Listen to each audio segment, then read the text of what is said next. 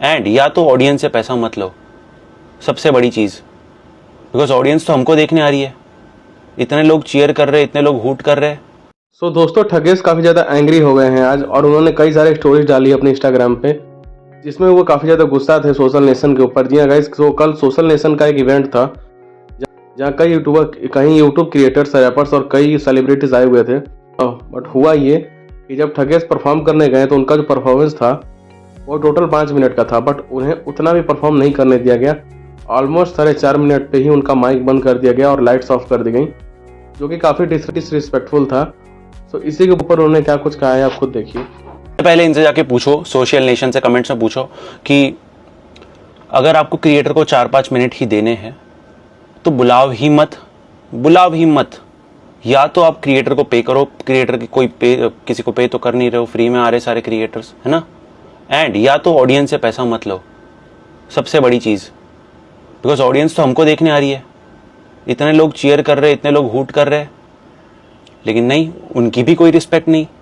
4 minute में आप mic बंद कर देते हो, तो ऑडियंस से पैसा मत लो ना। तो फिर तुम क्या दे रहे हो, किसको सेटिस्फाई कर रहे हो? तुम ना हमको सेटिस्फाई कर रहे हो, ना तुम ऑडियंस को सेटिस्फाई कर रहे हो। Second thing, I know time constraints होते हैं शोज में, 5 मिनट का ही टाइम होता है या व्हाटएवर, तो आप रिहर्सल क्यों लेते हो? ओके, आपने एक दिन पहले रिहर्सल ली पूरे परफॉर्मेंस की, जो भी 5 मिनट का अगर परफॉर्मेंस है उसकी आपने रिहर्सल ली, जिसके लिए हमको थाने से अंधेरी जाना पड़ता है 5 मिनट के परफॉर्मेंस के लिए, आधा दिन हमारा जाता है, ठीक है। ओके, वो परफॉर्मेंस हुई, वहाँ पर तो आपने देख लिया, पूरा एक्ट देख लिया ना। तो स्टेज पर आप बीच एक्ट में कैसे काट सकते हो माइक किसी का, खासकर जब वो स्टैंड अप कर रहा है, खासकर जब वो कुछ बोल रहा है। अब चलो ठीक है, डांस है, कोई अलग बात है, आपने ऑडियो बंद कर दिया, देखें लाइक हाथ जोड़ के निकल सकते हैं, लेकिन आपकी बीच लाइन में अगर आपका माइक बंद हो जाता है तो आप समझ सकते हो कैसी चीज़ होती है वो। माइक बंद हो गया, मुझे लगा कोई टेक्निकल ग्लिच है, उसके बाद उन्होंने लाइट्स भी बंद कर दी। तो मतलब अगर इतना डिसरिस्पेक्ट करना है तो मत बुलाओ क्रिएटर को, क्यों बुला रहे हो?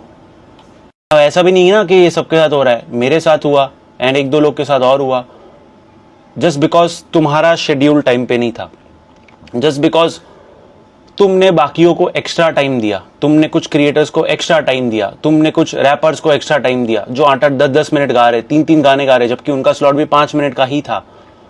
तो अब तुम्हारा शेड्यूल हिल गया है, तो हमारा माइक क्यों काट रहे हो बीच में?